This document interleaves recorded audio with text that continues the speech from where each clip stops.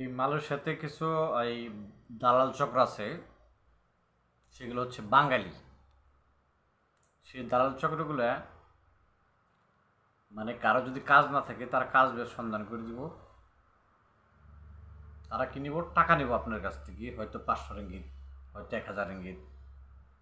টাকা নিয়ে একদল চক্র এরা কাজ নিয়ে দিব।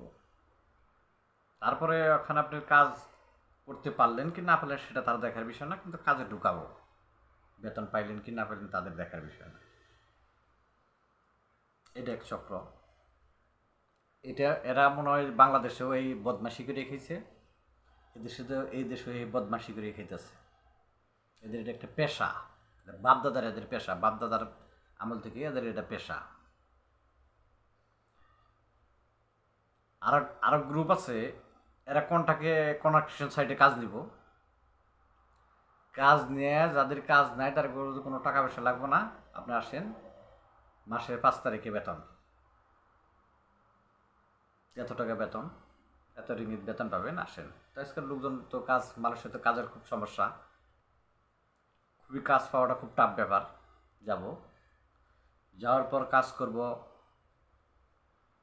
পিঞ্জাব দিব, কিছু টাকা পিঞ্জাব দিয়া, মানে খাবার টাকাটা পিঞ্জাব দিয়ে কাজ করাবো।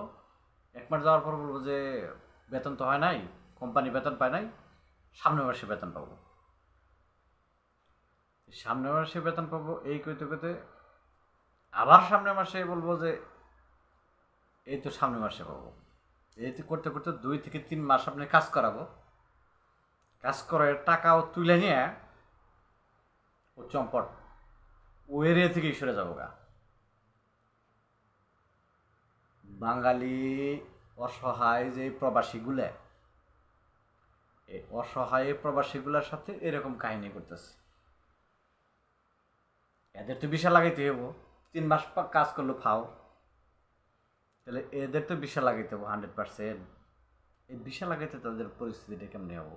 অবৈধ কিভাবে হয়? এইভাবে হয়।